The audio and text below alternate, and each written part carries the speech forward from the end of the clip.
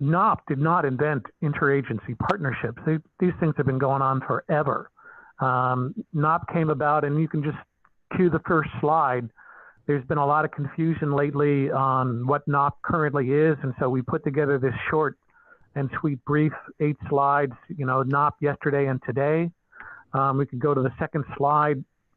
This has got a history starting in 1997. If any of you remember Admiral Watkins, he was the Chief of Naval Operations during the Reagan era. He was also the Department of Energy head under the Reagan era. He also headed the AIDS Commission. He was a very powerful Chief of Naval Operations. And when he left federal service and worked for what was then the Consortium for Ocean Research and Education, now Ocean Leadership, he still was very influential in DOD, and he, not for attribution, influenced this public law 104-201 in 1997, establishing the National Oceanographic Partnership, and he put it in the DOD line item. And the Office of Naval Research was identified as the lead agency to fund a NOPP program office, and then also was given a budget line item of approximately $8 million to kick off the research, and that line is recurring to this day. The head of the NOPP was the National Ocean Research Leadership Council. That was to be the heads of quite a number of agencies, about a dozen. The Navy was the first chair, NOAA was the second chair, and they rotated around, and things worked swimmingly for about the first 15 years. Part of the issue with the National Ocean Research Leadership Council is they picked such elevated people to be on the council that they no longer had the time to meet. That I'll get back to that in a moment. The other thing that came out of the public law was the Ocean Research Advisory Panel. These are representatives from industry, academia, and government that were meant to advise the National Ocean Research Leadership Council. It's a formal FACA committee. It met once or twice a year in the early, I would say, dozen years. It has not met in the most recent years, other than a telecon. FACA committees are not what they used to be.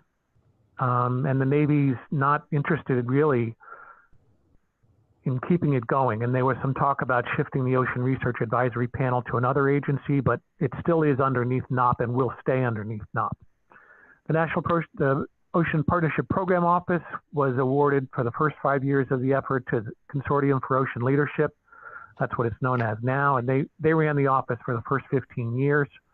The committee that did all the work underneath NOPP and continues to do it is the Interagency Working Group on Ocean Partnerships. That was not part of the law, but that was basically the heads of ocean science groups,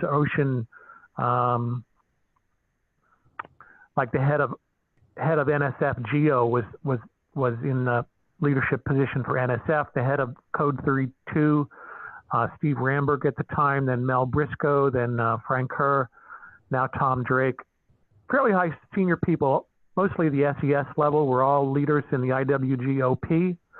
And if you flip to slide 3, it says NOPP yesterday and today. Actually, I just read this morning. There's now been 211 projects funded since 1997. You can click on that link there and get a full list of all of them in gory detail. There were a lot of big challenges back for the ocean community in 1997. There was no such thing as an integrated ocean observing system. The Argo profiling floats were just getting started. The census of marine life didn't even exist. The term ocean education didn't exist. There were very few global ocean models. HICOM, GODE, and CODE were all funded underneath NOPP. There were a lot of technology calls, marine mammals tagging, and things like that were all funded underneath NOPP.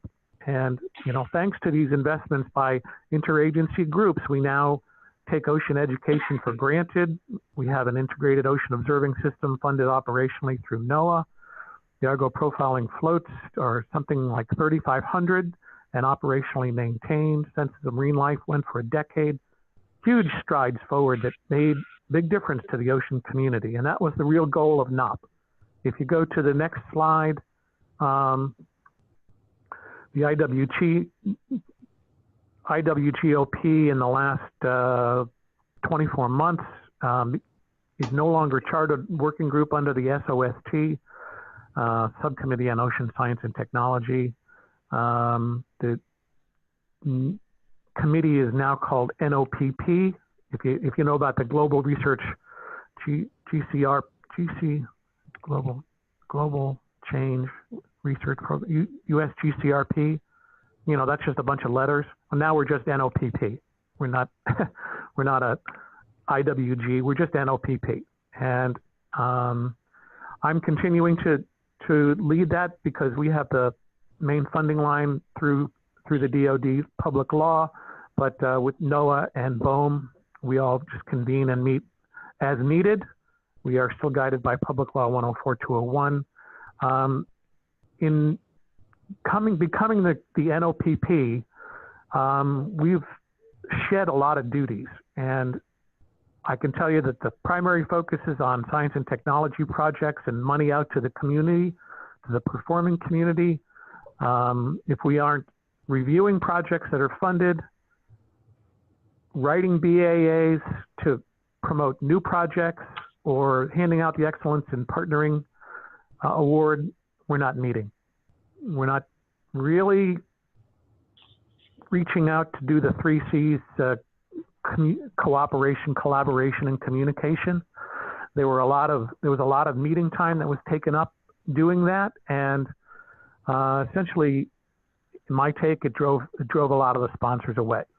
So the committee is now really just populated by program officers who have all the guidance from the National Ocean Policy Act and guidance from the National Ocean Council, and who want to get together to have an annual BAA on topics. If you flip to the next one, sorry. Going to slide to slide number 7 here. Who want to pursue large game-changing catalytic ideas. Too big for any one agency to do on its own or falls across mission cracks.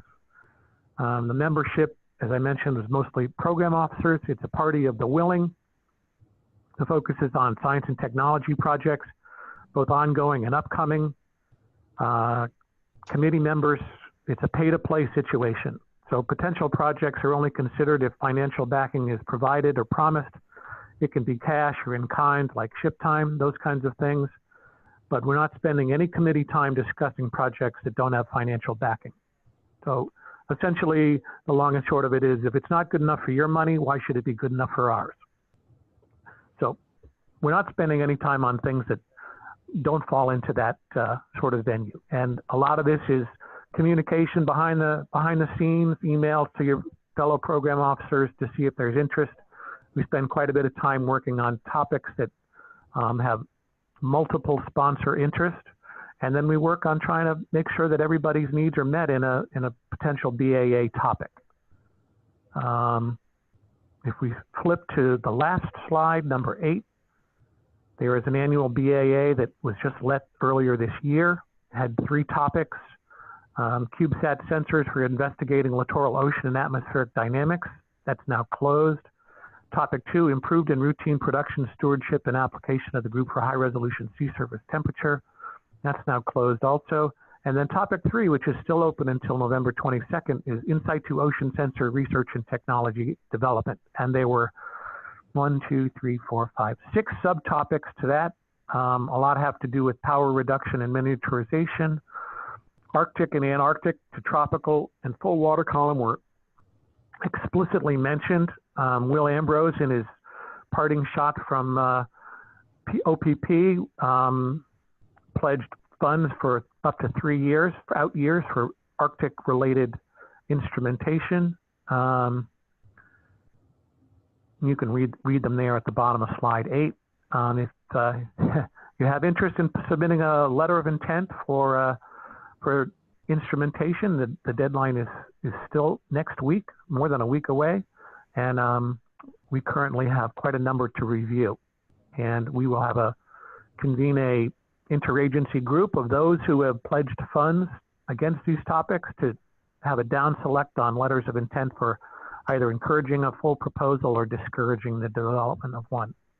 So really just sort of cut out a couple slides there that I think you can read on your own, but basically we want to get the NOPP back to what it was in its early years, which is money out to the community on ideas that are too challenging for one agency to pull off on its own or cut across many agencies.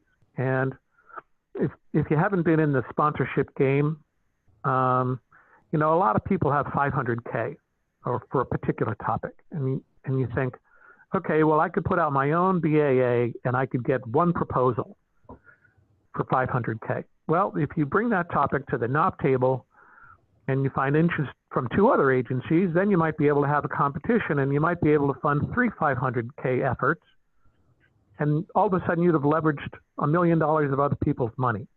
And your awareness of that particular topic would be much better. And it also attracts bigger thinking from the community because now you're talking about $1.5 million and not $500,000. So one of the lessons learned from the first 15 years is a dollar spent in NOPP is better than you can spend your own dollar. So you get more bang for your buck by going through NOPP. And we're trying to get back to that. We have participation in this BAA from NOAA.